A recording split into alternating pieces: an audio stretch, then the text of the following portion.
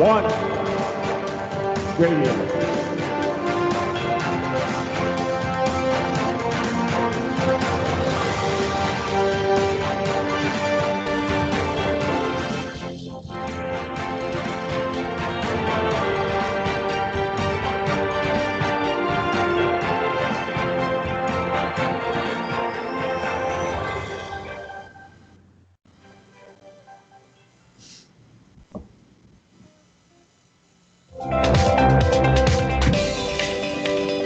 This is a Pyramid One International Network presentation.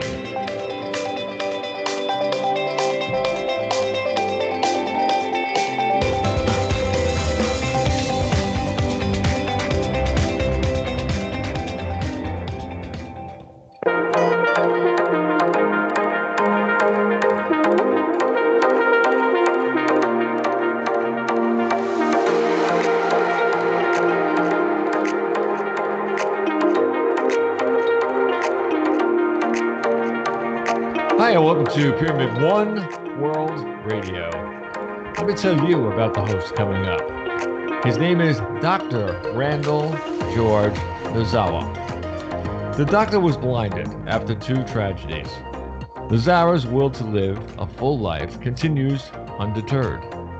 The doctor is living proof that a person can do everything right. Suffer horrific events that stymied decades of hard work and left him blind. The 2 most gruesome tragedies he suffered would make the fire-breathing Godzilla buckle in bitterness, but not Nozawa. He's grateful just to be alive. Nozawa had played high school football in Honolulu and later became a professional bodybuilder. When he moved to Washington State, the crashing came down and foiled all his best plans. It was the first of 2 tragic events that would change his life forever. Muscle-bound Nozawa enrolled at the University of Washington's dental school, studied hard, and faithfully graduated. Yet years later, after opening a handful of dental clinics, when he could finally afford the lifestyle he had always wanted, a tree came crashing down on him. Dr. George Nozawa says, "I am here to help you make the most out of bad situations. I was brutally harmed by 2 violent acts and should have died 2 times. I had to lose both of my eyes to see how to teach myself and others how to overcome the worst." Now, I'm sure you cannot wait to hear the doctor. And if anyone wants to get in touch with the doctor, here's a way to get in touch with him. Just email him at Marabelle, MIRABELLE Nozawa, NOZAWA @gmail.com. Now, let's bring on the doctor. Be the change.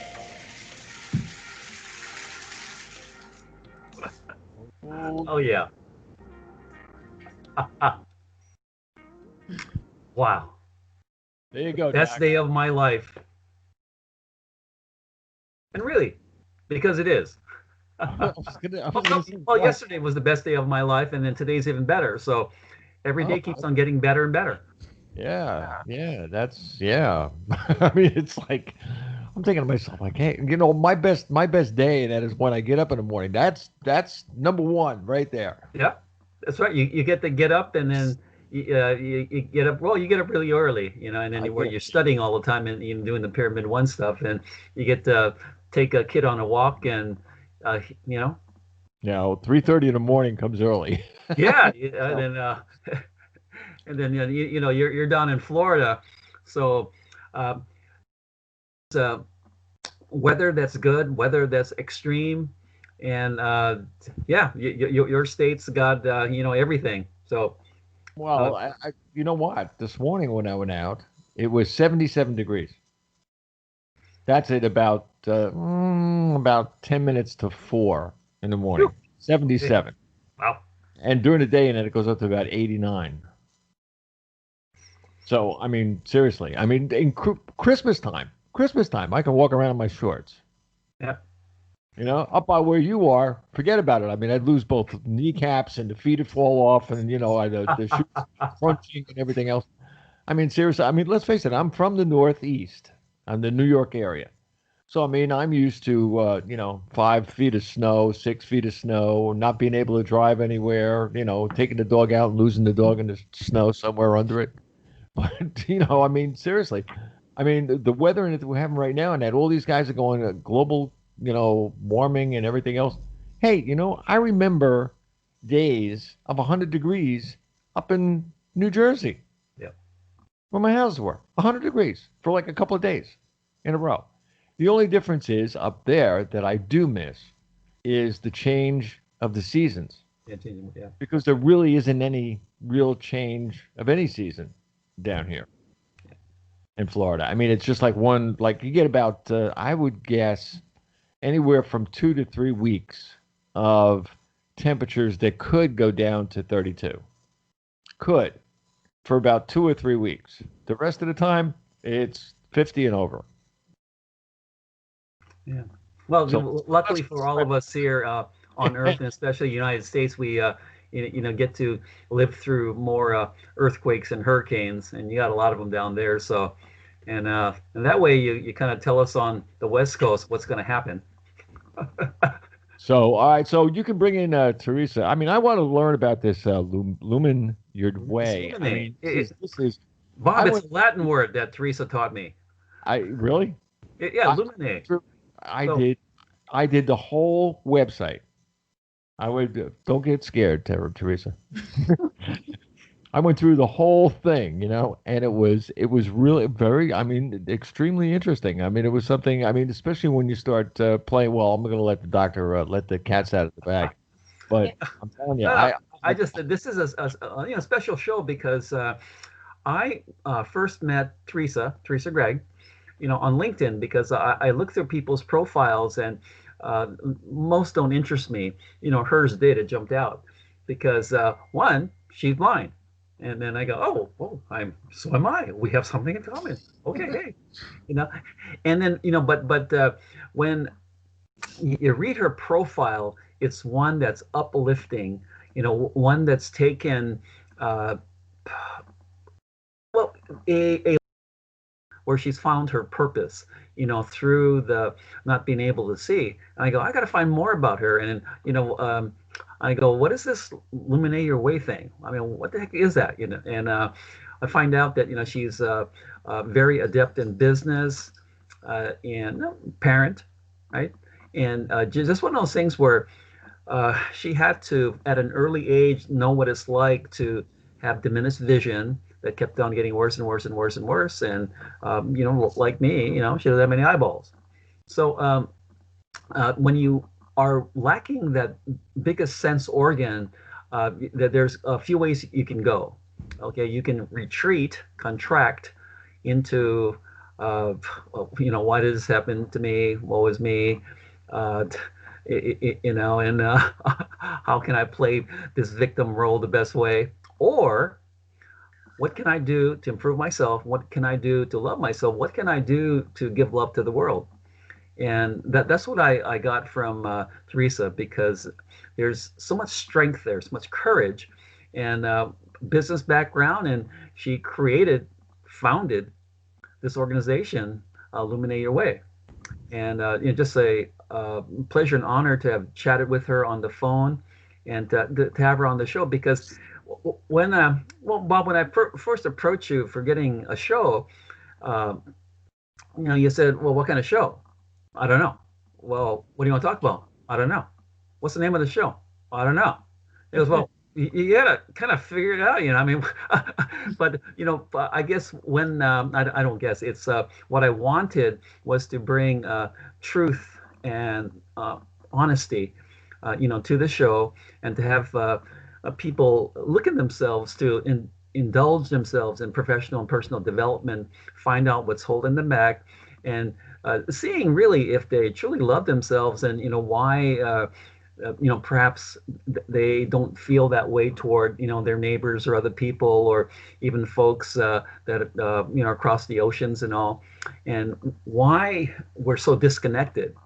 And so I came up with that title of the show, Be the Change, because one, I had to change. I want to become that growing person that I've always wanted to be. And this is what I see that other people must contend with themselves to be the change, to be the better versions of themselves, because we all can be, especially in times like this.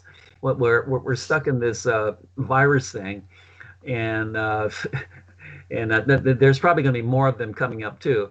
Okay, so I think we just all need to be better at things. We need to be better informed, and knowing that we have a very tough gift called the immune system that can pretty much tackle on anything. But that's for another show.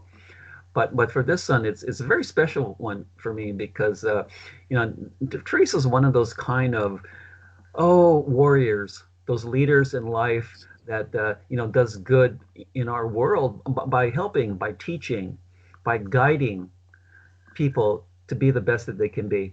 And just a pleasure and honor to have her on. And yep, she's you guys are on opposite coasts now. Well, we're on the same coast, Teresa and I, but she lives down in San Diego, so you guys both have the the great water and the sunshine.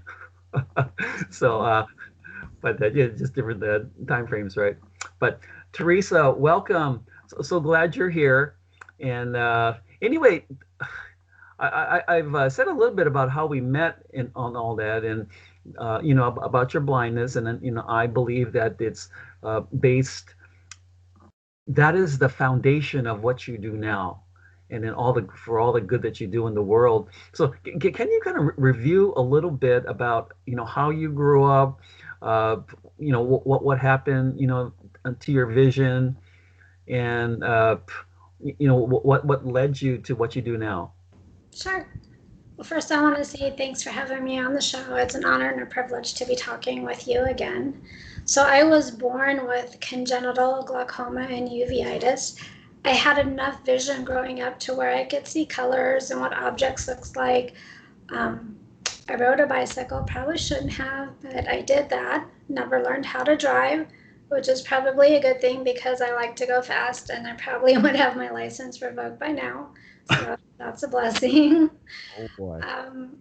I kind of grew up in a dysfunctional biological and adoptive family, so I tried to be out of the house as much as I could.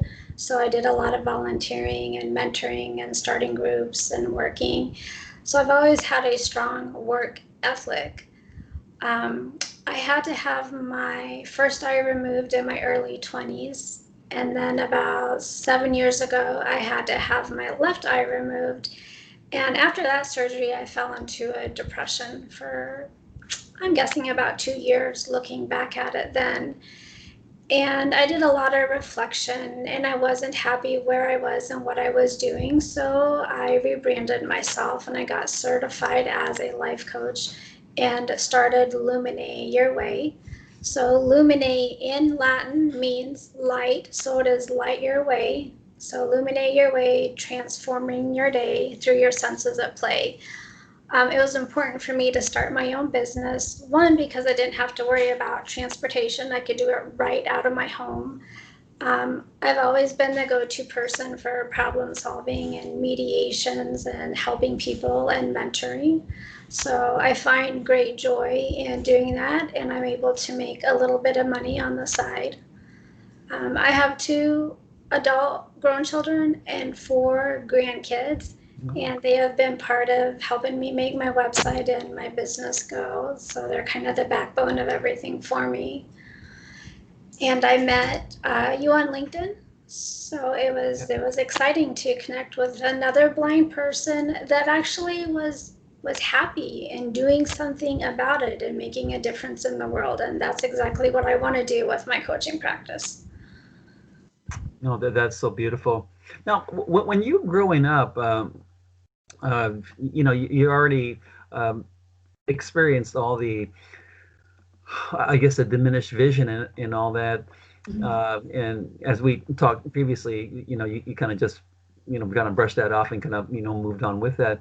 But looking back now, how did that, affect you as far as in school or with, your friends or peers, and, perhaps time of day, or what you, maybe could not experience, at the time, like say, going to movies or things like that, or actually, riding your bicycle, without getting hit by a car and things like that. What do you remember back when about that limited visual field that you automatically had to compensate for?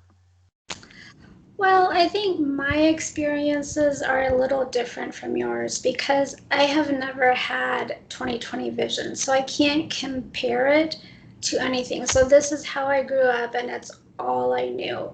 So I read with a magnifying glass. I had large print textbooks. Back then, we had cassette tapes for all my lessons. I read a lot with a magnifying glass. We would play kickball in our cul-de-sac. So I had a ball with a bell. It was a bright orange ball that the neighborhood kids were willing to use. So we did that. I pretty much did everything that everybody else wanted to do. I won't lie, I did get out of gym class because I hated gym class and I really couldn't participate in it. So I was able to get out of gym class. Other than that, I had friends, I did things. I was in the drama club. I started my own disability club in high school where we went around to the different classrooms and talked about our disabilities and why we used the pieces of equipment that we used. So I always tried to stay upbeat and make the most of it. But again, that's all I knew. I didn't have anything else to compare it to. I can tell you that when they first came out with audio descriptive videos, where you could go to the movie theater and they give you the headset and they do the audio description, about halfway through the movie, I started laughing because they were describing a scene in the shower, but they were using very erotica terms, and I'm the only one in the movie theater laughing. But it was because of the words they chose to use. And then I ended up having to take the headset off because for me it was more information than I was used to receiving, and I got overwhelmed. So I've gotten used to it now and I enjoy it. But I did most things that average kids do. Rode my bicycle, we're playing cops and robbers, was going too fast. Of course, I was the robber. Flipped over my handlebars because I didn't see the curb and broke my arm and played kid. Tried to be on the swimming team and was in a play. And for me, it was important to put myself out there and be a role model. That's That's really cool. So, no, I mean, we've chatted before, and I just, like your, your approach, to life, because you could have gone the other way, and a lot of people that have, and just, speaking about the blind community, and we're kind of forced into that community.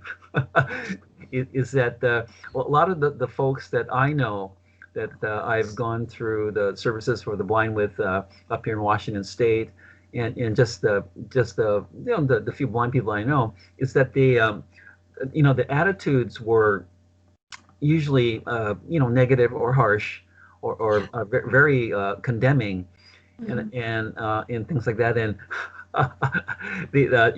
some of these folks are, they base their presence on all their skills of how to operate technology and all that. I go, wow, that's really great for you, but I'm still learning and all that. But don't condemn me because I'm not as good as you.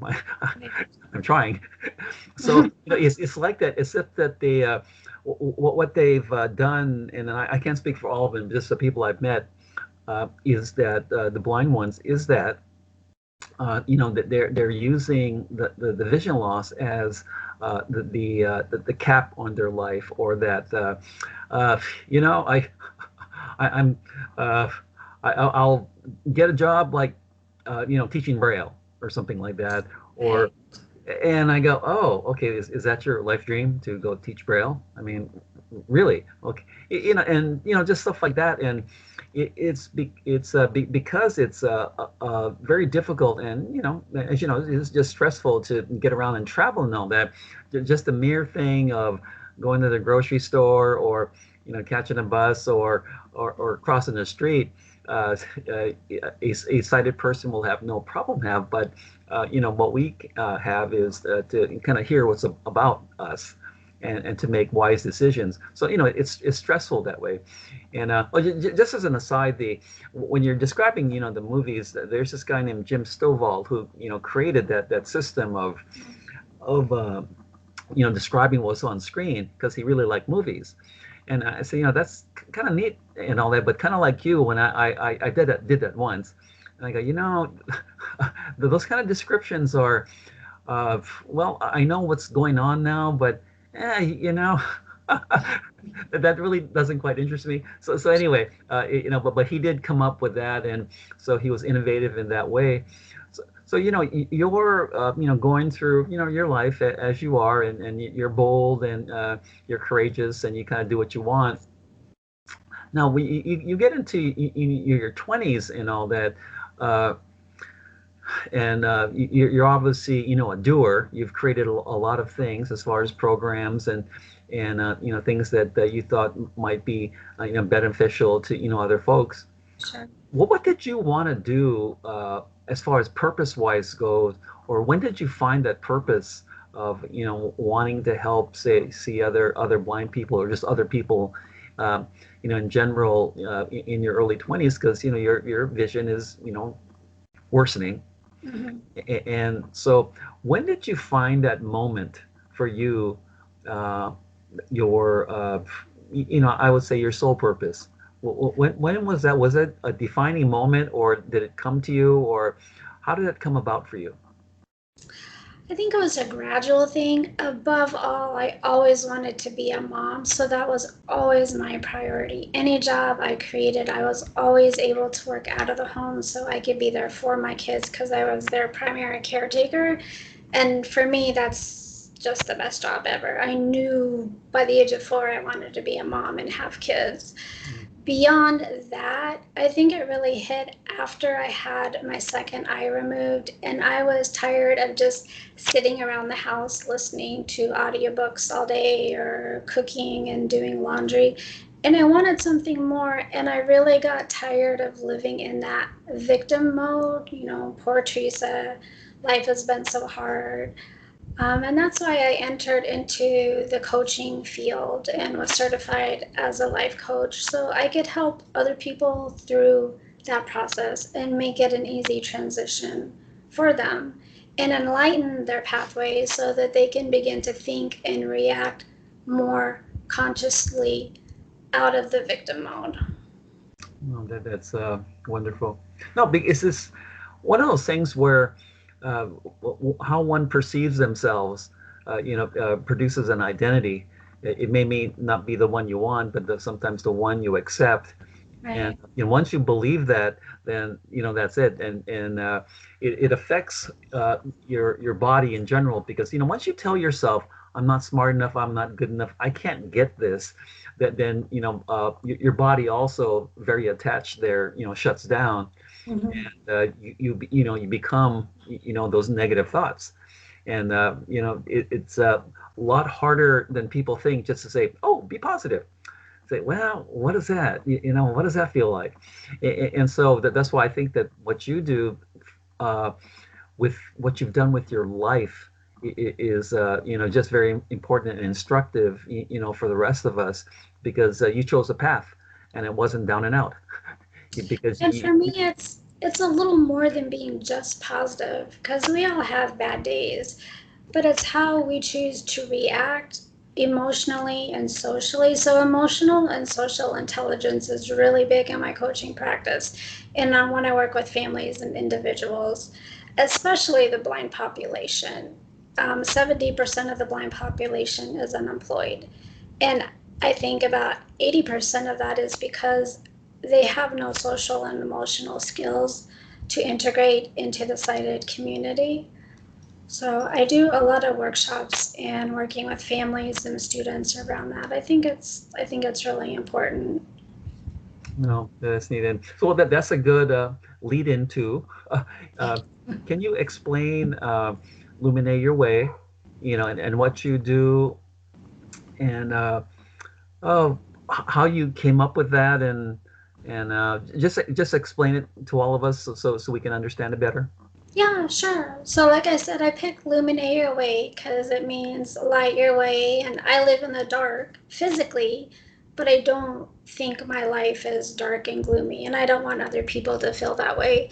So I work a lot with families with their IEPs. I make sure their students are getting what they need, that the family support is getting what they need, that the other siblings are getting the support they need.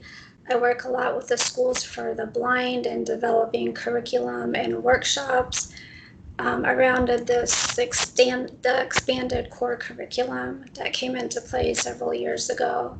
I do some individual coaching around the 7 chakras. I'm super into the healing energies and essential oils and crystals. So I try to play a little bit of all of that into each of my coaching sessions. I try to use the word not helping. I think helping has a little bit more of a judgment, because if I'm helping you, then I'm kind of pushing you where I want you to go. So I like how you described it at the beginning, that I was a guide, and that's more of what I see myself as, a guide. It's my job to guide you to your own passion and purpose, so you know where you fit into the world and how you're reacting and receiving information from the environment you're in. Oh, that is so cool. Now, with say in a family, if you have a child with a visual impairment and all that, and the family members, whether it be siblings or the mom and dad and all that, how do you deal with the family dynamics with this? Because everyone's paying attention, I think, a lot to the child. Yes. And all that, and of course you have other the brothers and sisters that would perhaps want more attention from the parents and all that, and different reactions from probably both parents. What do you do when there's a type of relational type of either disturbance or disturbance, between the child, the siblings, and the parents? How would you work that out? For me, the most important thing is for them to be heard and know that they're heard. So when I went through my coaching program, they called it gremlins. We each had to come up with a gremlin, which is that negative self-talk in your head. And for me, mine was, I am never heard. People just don't listen to me, and I'm not heard. So we do that with the families, and they come up with whatever gremlin. I end up calling it a villain because superheroes are so popular these days. So we talk about what villain is inside of their head doing that negative talk. And then we turn it around into a positive statement, like, I am heard and loved all the time.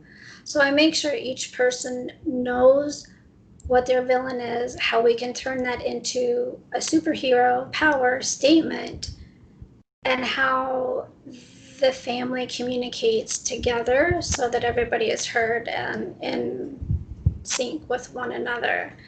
My oldest grandson, who is 10 now, told me a couple of years ago that my superhero power was being able to see in the dark. And I think that's one of the sweetest things that someone has ever said. Well, that is so neat. No, you bring up all these, valid points that Oh, all in the personal development space, because you call them villains, that whatever that thing in your head, Right. that the negative thing, and a lot of it's ego related, of I can't do this, I can't do that, or I hate this, I hate that, and I call it scoundrel. Yeah, That's like I give it a name, and sure. then from there, I would also, depending who I work with, we often give it a name, Fred, Yes. Ted, Yep. Sally, you We do know, the same thing. Yeah. and stuff like that. But it's like, okay, and mine is, how do you befriend the villain? How do you befriend the scoundrel? Because it's a message. Okay, what's the message, and how can you make it better? And what if the attitude, instead of something negative and dark and bad, what if it was just the opposite of that? So, well, I don't feel it. Well, what if you did? What would that feel like? You see, so what you do is so vital and crucial, just uh, not only for the child, but in communication, in relationships, because it's we all have them, and we all I think take it for granted, or we just ignore it. But relationships are so important because we're all very different, and that's a God gift. We're all so different. Mhm. And I see that with all the cats that we have in the family, and our two dogs. They all have different names, but they all have different personalities. They're all different, and to acknowledge that and to respect it, I think is really important. Now with the parents, um, I know help guide the children and all that, but I think that the parents need it also, because they're in this situation where I think that many of them want to be great parents, but they go, well, what do I do with this kid, and what do I do with the ones that are technically are normalized and all that? How do you deal with the caregivers, the parents, so that they can grow like the child can grow? Honestly, I'm pretty frank and honest with the parents, because usually they fall into a couple of categories. Either one, they just give their blind child creative license to do whatever they want, and to wear whatever they want, whether it's mismatched or misbehaving or anything. And they're just like, my child's just being creative. Or you have the parent who's the helicopter parent that's sitting in the back of the classroom every other day, making sure their student gets what they want. Or you have the parent that's just so overwhelmed they don't even know how to handle or work with their child. And you see this with any disability, just not in the blindness community. So I share my experiences, what I've been through, what I see works, what doesn't work, how they might be harming their kids socially when they go into the sighted community and their sighted peers in the classroom. So I'm pretty open and honest, and I tell them this is working and this is not working and this is why. And then it's up to them. I'm all for informed choice. I can't make them do what I suggest, but at least I have planted the seed and I put it out there, and I've been a role model because I'm doing, well, at least most of the time, I'm doing what I'm talking about. Well, you're a human being, and that's what Right. why I enjoyed chatting with you, by well, the cyber mail and by phone, because you're easily one approachable, and you're kind, and and you're honest about who you are and all that, because just a few blind people I know, that they've adopted these weird type of attitudes, and Yes. it's some of it is so strong that I go, wow, all right, well, there's really kind of nothing more to talk about, because you're just going to rail on me for all the things I can't do. I said, okay, well, that doesn't interest me, and now you're making me feel bad, so I'm going to go now. So, I mean, and it's like that, whether you have a sense loss, or not. Once you feel that you're rejected or not honored or not appreciated or being put down, is from there. So that the energy is negative, and that doesn't make me feel good. And like I said, I don't benefit from that. You don't benefit from that. Right. So I really just think it's just a waste of time. So there's no sense me kind of hanging around here, being a punching bag. So I'm gonna go. But for now, for educators, as well as parents, and for the child you're working with, how do you coordinate things like that? And they might have experience working with the sense impaired and all, but like each child is different, things like that. And in a class where there's just more than one person, how do you coordinate the educator or the teacher, plus the parents and the child?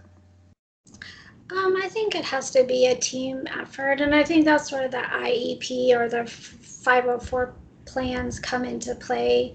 And when I work with a family, I try to attend that meeting so I know what skill level the student is at and where their goals are and if they've met their goals, and then I try to make suggestions. And again, I share a lot of my experiences. A lot of times with my coaching, I try to bring in active sensing. We hear a lot about active listening, and we try to teach our blind students to active listen, because since they can't see, they're getting most of their they're getting most of their information from hearing things. But I think everybody needs to take it a step further. In fact, sighted people should too, is learning how to gather information from all of your senses as you're in that present moment. I think it makes you much more self-aware, and I think it makes you much more empowered if you are using all of your senses in that moment and gathering all the information that you can. And then we take it a step further, and I've done some blog posts on this and some articles that you can do the same thing in your house. So walk into a room and close your eyes and get a sense of the energy of the room and walk around. And do you like the way that it smells? Do you like the way it feels? If you think about the colors, what comes to mind? So you can change the energy and the vibration of a room or the classroom or what you're wearing or how you're talking or how you're listening by using all of your other senses. Yeah, I was just going to say that while she was speaking, that's right, I would say, on the border of being intuitive. Yes. And it is, Doctor, you've heard me say this before, it's feeling. Yeah. I speak to Jamie Clark many, many times that everybody has their own space, in a sense. And some people are very, very strong, intuitive people. Yes. They don't have to see you to feel you. Right. They don't have to know who you are or what you are. By looking at you, they can feel who you are. It's Right. the way you breathe. It's the way you move. You can hear somebody move. Yeah. Believe it or not. And it's something that I've worked on for like ever, because I mean, let's face it, I have headphones on all the time. I mean, I can tell, I can do if I was doing an interview of someone, I have these headphones on and I have some pretty fancy stuff here on the board. I can almost hear your heartbeat. Mm-hmm. And I mean, really, I even know when I ask a question that maybe I shouldn't have. Kind of sort of go right, take a right-hand turn at that corner. But it's one of these things that where it's for a blind person, if they have the intuitive way to feel someone, to get to know someone, that is, I mean, put that together with ears and you beat everything. Well, and even sighted people can do that. We do that a lot, working with leaders in companies or businesses or networking. And it's like an energetic game of follow the leader. So whatever energy you're portraying is what energy you're going to get back, whether you're blind or sighted. But having all of those senses involved makes you a much better person. You're more involved in your community, even in the universe. You just open yourself up for that type of information. Oh yeah, oh yeah. And you ever notice that body language too has a lot to do with it? And Yeah, absolutely. And even a tone of voice. If we're being totally honest, in a lot of my relationships with men, we get into this argument because I can't see their facial expressions, but I hear their tone of voice. And I'm like, well, why do you say it like that? Or then I get snappy because I'm going based on the tone that I've heard, not necessarily their facial expression. So yeah, body language is important, tone is important, the energy around you is important. Yeah, we had Doc. I think we've said something like this before. That the handshake. Yeah. Absolutely. The handshake. I can tell whether somebody is, really wants to be where they are, really wants to talk about what they want to talk about, or whatever in that thing. If I personally can shake their hand, I'll tell you. In fact, I'll tell you in 2 seconds where that person's coming from. Strange, but true. I mean, and everybody does it too, and they just don't know they're doing it. Right. No, it's a neat thing because, well, one why I like talking to Teresa, because she's just knows the energy field, and mine, I'm energy medicine practitioner and all that, but energy. And you can feel that, and when we talk about hands, you go into that practice of Reiki, excuse me, and then it's we have energy that's coming from us, and we can heal others and heal ourselves, depending where you put your hands, right? Sure. And so I just think that's so important. And there's just a kind of an aside point well, I was in dental school. I met this brother of another student, and of course he's going to veterinary school, veterinary medicine school, and to your point is that this guy was I don't know what the motivation is, but everyone shakes hands and all that, but his was to shake your hand, but to squeeze it as hard as he could, wanting to break it, like. And I thought, maybe he just doesn't like me, or he's doing that on purpose to me. And then I had a female classmate. And she goes, "Did he break your hand off too?" I go, "Did he to you too?" I said, okay, now I'm not angry at this guy, because now I just think he's a fool. But I just thought it was kind of interesting, because that was his statement. Okay, to I don't know if it's strength or remember me or things like that, but the guy would squeeze so hard, I go, man, I can feel my bones breaking. He's doing it to everyone. So, but he's representing himself. But like you said, but I think Bob, you're just sensitive, and sensitive meaning that you're intuitive, you can feel. And then actually, you also, Teresa, because one, that's who you are, and then the other part is that you got a lot of practice at it with your vision going. You have to feel. You have to feel the air. You have to feel people, and then because you can't see the body language, you gotta kind of know what what that's like, or you might have that little twinge. This is kind of a strange, weird thing. What's going on? And then like me, I ask a lot of questions, and sometimes my family, they goes, "God, what do you want now?" I said, "Well, I'm just wondering. I don't know what you guys are doing, and I can't see your faces, and so I'm kind of just feeling, is something going on here, because it just the energy is kind of low, and is somebody pissed or whatever, and so I just ask, and that's what we do. And I think like you said, Teresa, what a wonderful thing that we've been gifted to be able to do that. If more people could do that, then we already have empathy in us, and from there you can expand on it. But instead of me and things like that, you're looking around and feeling, the energy around you and in other people, and now you get a better sense of what's going on. That's the honesty part,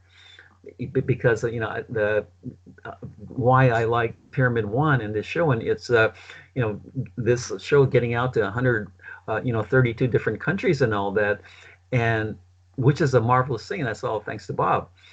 But it's one of those things where a show like this can unite, and what you do unites, just people, and as far as spirit, because we so need it, especially in times like this now, where misinformation and fear and me first, and Right. like that, and it's like, wow, really?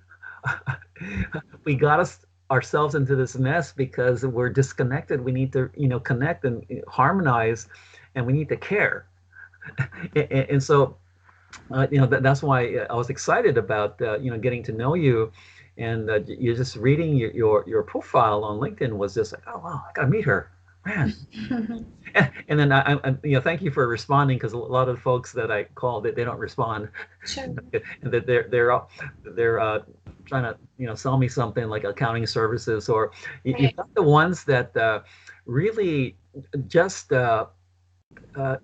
boy, just more in it for the money, in that way, and not so much for the relationship, because they all want to try to get me more patients for my practice. I said, you didn't really read my profile, did you? Right. I wouldn't come see me. Because it's like, oh, let me help you build your practice. I go, Oh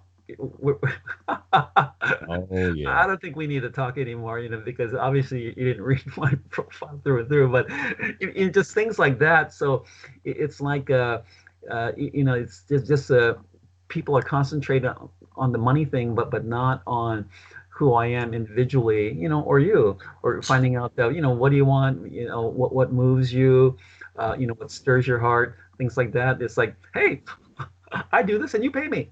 I said, well, we don't have anything in common, so yeah, thank you. But but the intuition part is so important. Now, for you, Teresa, depending, who you work with, what do you find the differences between a younger child with vision impairment and one that's older, say in their teens and all that, or when you're called in to meet them, or to expand on that, to see what you do with a child with a vision impairment, and then from there you meet them later on, a few years later, or when they're a teen. Do you find a difference there, or how do you tackle that? I do, and it really depends on the family environment. I mean, the schools and the teachers can only do so much, and then it's up to the parents. And again, that's for a sighted child or a disabled child. So with my younger ones, I think they're more curious, and I really like that. Curiosity, I think, is important. They ask a lot of questions, they're very creative, they're fun to be around. And then it's neat. On the flip side, you have some that are very sheltered and their parents are overprotective and they're not allowed to do anything. So trying to coax that creativity out of them and explore the space that they're in is pretty fun and enlightening. I do a lot of work with transition age students. So we talk a lot about human growth and development and sexual education and dating, and I'm pretty open. I think as a blind coach working in the blindness field, that's the best thing I can offer them, is honesty and openness in sharing my experiences with them and their parents. Wow. Well, I think that's the best teacher. And why? Because that's why I enjoy this show, is that your experiences means that you felt it, you went through it, and you own it, and so from there it gives you a foundation or background, because I did this because, and then so now you've got something to reflect on. But because you have that experience, you go, you're an expert, because you can talk, say, well, this is what I did, and maybe had I known more, I would have done something differently, perhaps. But this is what I did, and this is what I chose. And so that speaks to your individuality, your uniqueness, your one of a kindness. And I think that that's what you bring to these children, because they're getting this attention, and maybe they might not know why.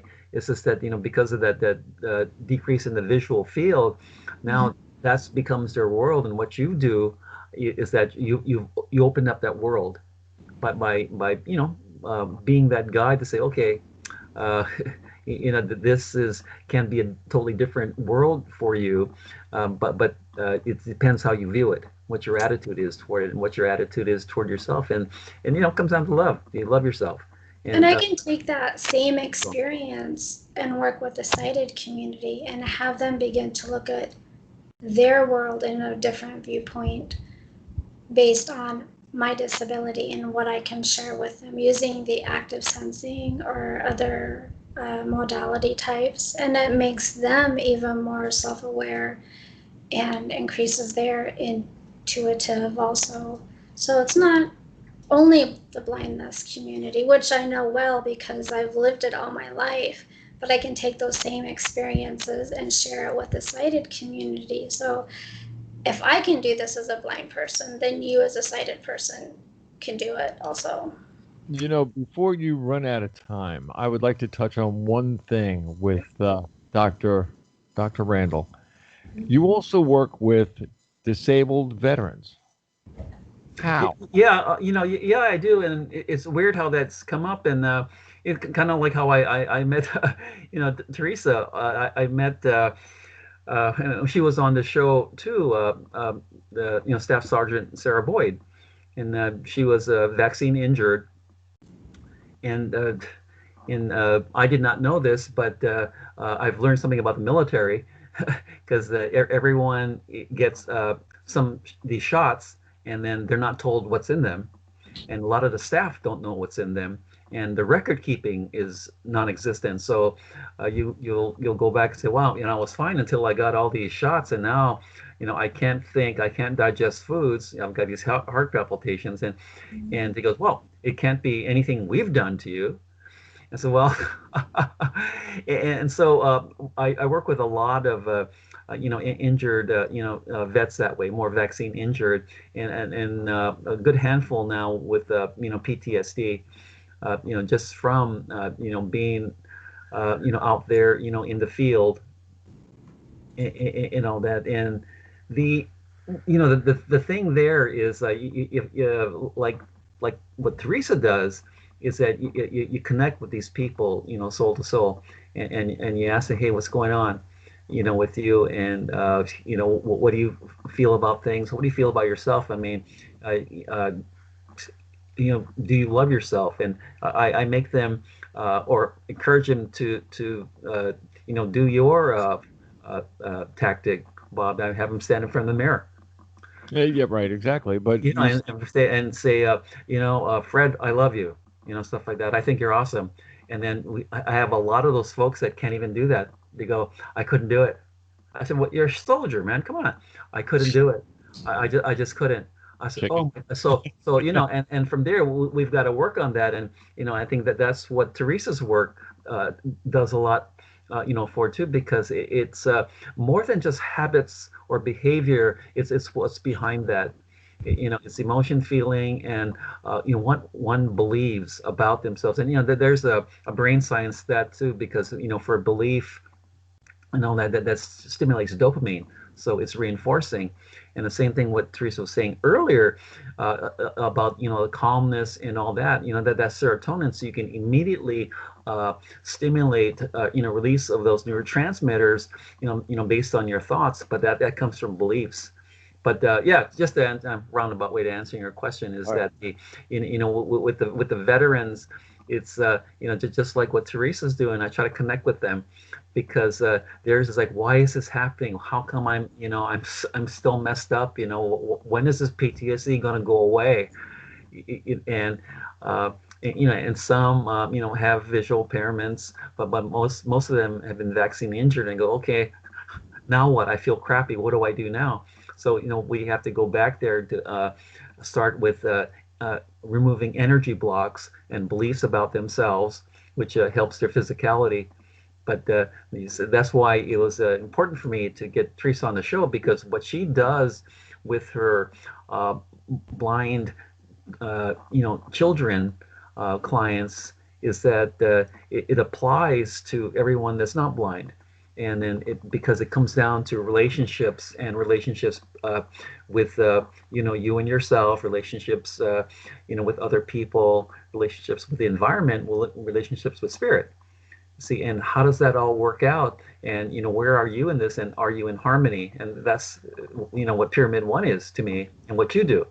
All right. Now, what about Teresa now when she works with a veteran? How do you sit down with someone and say, okay, we're going to rearrange your life? I mean, that's a big, come on. It's like, hey, go get them. Yeah, it is.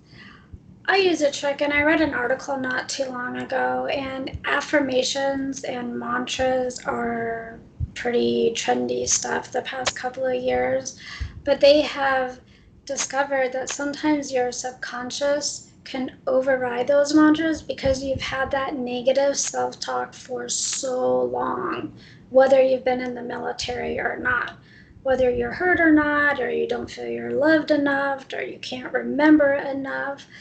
So I try to have my clients come up with a statement like, what is one thing they struggle with? We'll just use the I am heard. So I am heard, and then you list 3 things out loud of why you're heard or why you're beautiful. So you're not just repeating a mantra that your subconscious is overriding, but you are giving yourself specific reasons out loud why this is going to work and benefit you. I know this is going to really, really get you, but what you're actually doing is resetting the soul. Yeah. From the inside out, not the outside in. Right. Yeah, it's becoming heart-centered. If you become heart-centered, then everything falls into place. Wouldn't it be cool, like somebody turns around and goes, oh, you know that girl over there? She just rebooted me. Right. I wish I could just push that button on some people. Yeah. Get one of those little red buttons on the side, the one on the left shoulder or something, bang. Yeah. Because there are so many people that I mean, I've not only heard of, but I've met that they came back, or they went to war figuring like, hey, I'm going to go over there, I'm going to fight them, I'm going to get them, I'm going to whatever. And they come back and they say, I don't care what goes on over there right now. Mm-hmm. I can't put me back together. Yeah. Right. The person I'm dating now, he is a wounded warrior veteran.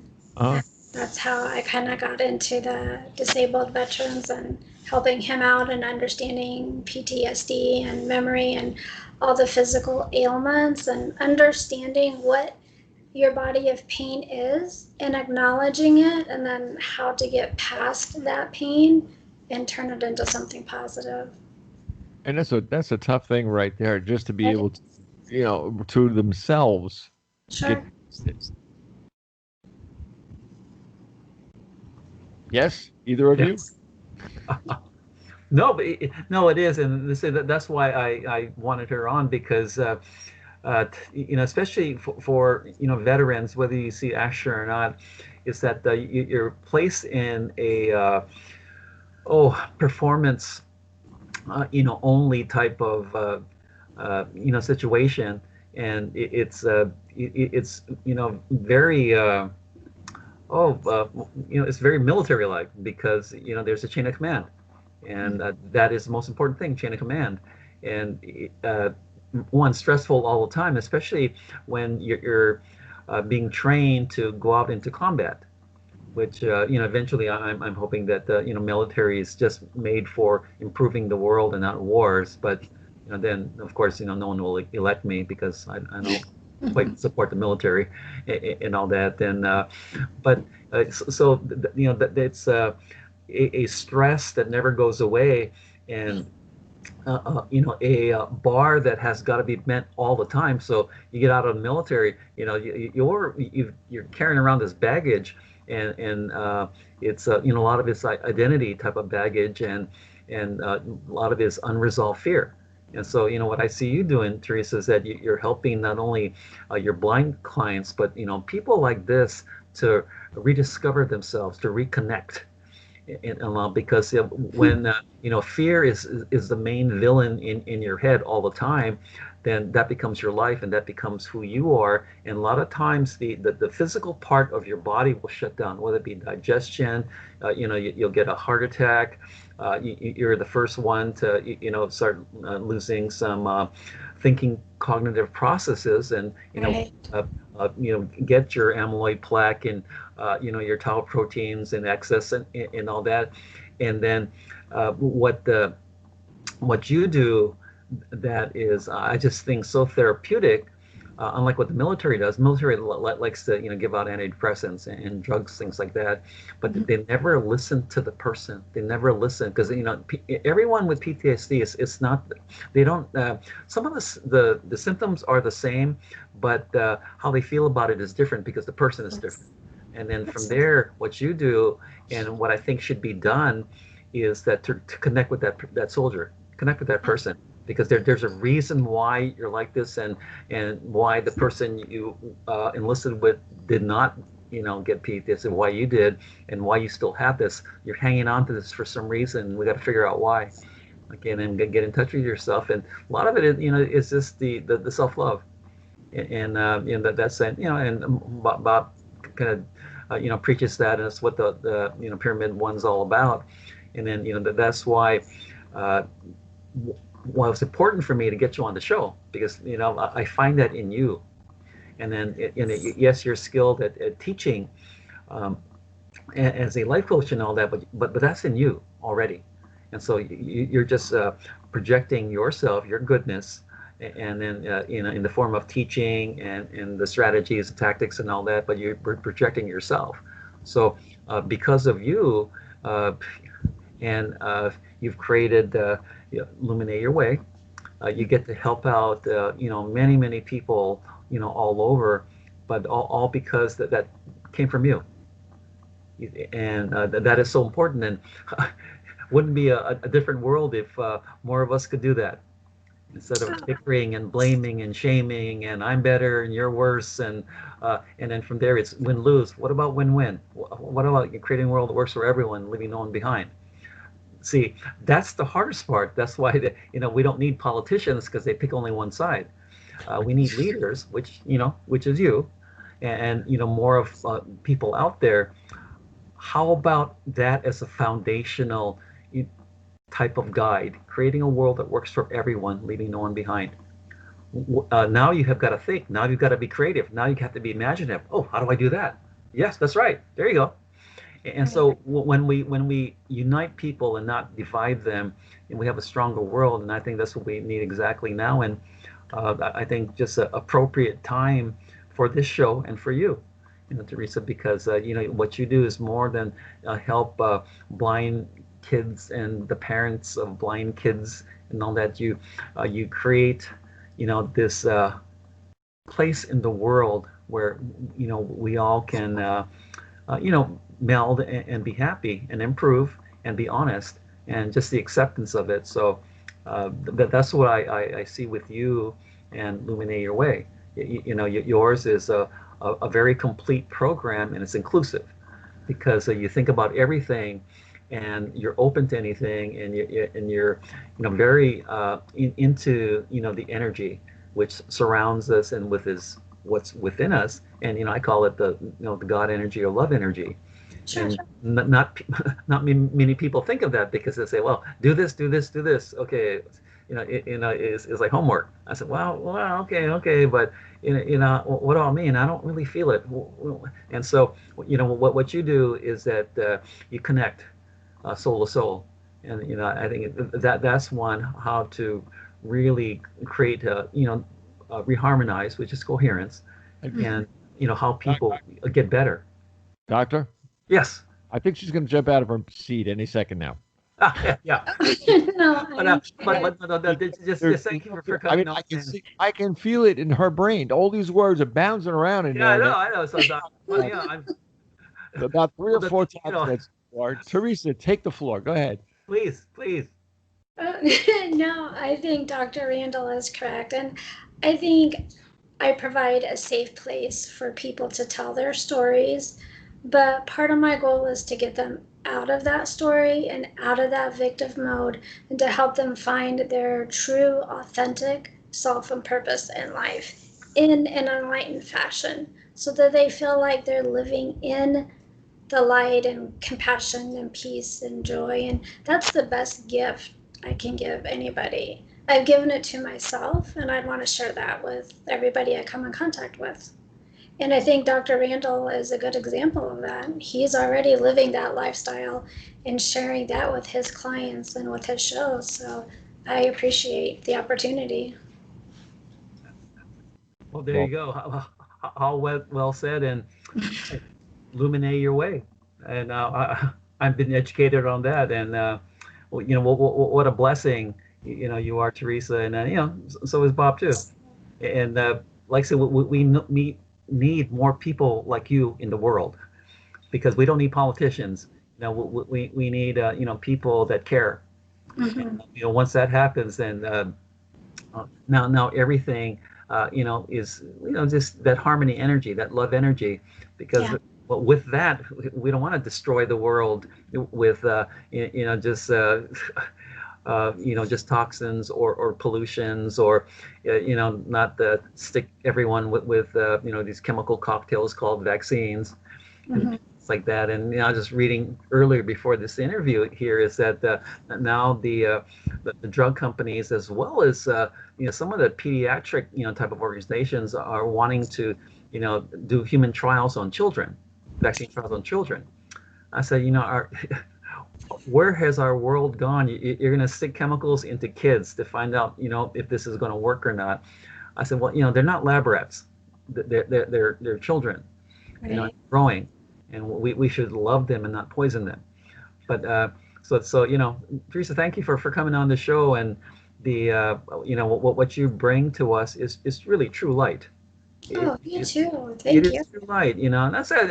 I'm so glad you wrote back to me on LinkedIn, because, you know, a lot of times people don't. You know, Right. you did. I said, well, I gotta meet her, you know, and you know, and thank you for writing back, and, you know, thank you for being in the world, because we need folks like you.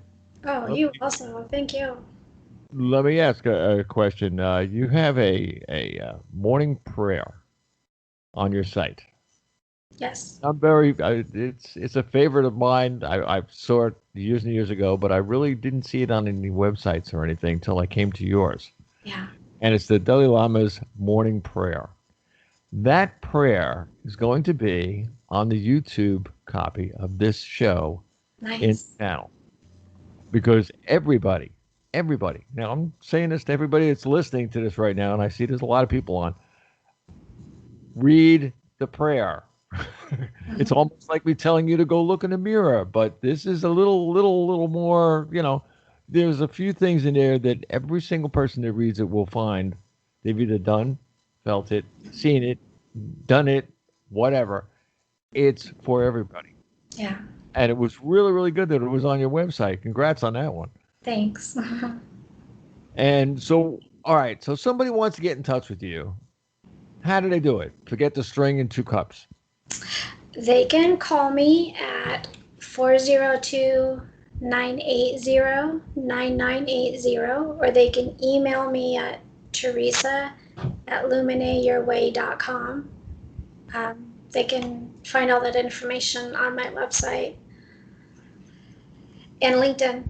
I'm on LinkedIn and I'm on Facebook, but to be totally honest, social media is not my forte, so it might take me a while if you're going to message me on Facebook, but I will get there. No, Facebook, man, don't worry about it. Thanks. Don't worry about it. Use Twitter or something. I don't know, you know, or text. Yeah, text. There we go. Yeah. Hey, Doc, how do we yell at you? Hey, both my websites, the one that's been out there the longest, drrandallgeorge.com, or email me, drr@drrandallgeorge.com. Would love to chat with you, and that's what I do with most folks first before we get into things that are more continuous. But best way, or contact Pyramid One, and That's right. and then you'll kind of refer those people back to me. But yeah, I am contactable, and thanks to this show, Be the Change, and Pyramid One, and I get to be in contact with 132 different type of countries. So grateful for that. Most of them that from outside or international to get in touch with me at two addresses. Now these are really cool because they know where to write. One is Bob Charles at USA.com. Oh, simple. And the other one is Pyramid One Radio at USA.com. Bam. I mean, you can't miss that. And forget about it. I mean, it's that good. Now, this is what you do. You write me if you want to get in touch with them, and I will send you to them. Yeah. Nice. Thank you. So if you can't remember their addresses, just remember Bob Charles at USA.com or Pyramid One Radio at USA.com, and I will get you in touch with them ASAP. So, ladies and gentlemen, you guys have been great. I'm telling you, you tell a lot of people a lot of things that they can use, even the ones that are not blind. And I'm hoping that both of you guys put this on your websites and let everybody download it, because the information that is in this show will enlighten somebody enough that they will either help themselves or seek help. That's what you want to do. These shows push buttons. They really do. Because somebody will listen to the show and say, why didn't I think of that? Or, God, that's a pretty good idea. Or, I'll try that tomorrow. That's the ones I don't like. But if you don't want to do it today, you can do it tomorrow. I'll let you. But other than that, it's a great show. Thank you. Yeah, thank you very much, both of you. Doctor. Hey, this is a great, very wonderful show, and honestly, I'm glad I got to meet Teresa, and then so glad that she wrote back. But what a gift she is, to all of us, and to all the world out there. And then we need more of her. Well, there you go. There we go. Oh yeah, you've been listening to Pyramid One World Radio Network. Thank you for listening. Don't forget, there's a little button on this little video that says that you want to be in our family. Push on the button, subscribe. Get us on the front page of YouTube to help you. God bless y'all. Bob Charles.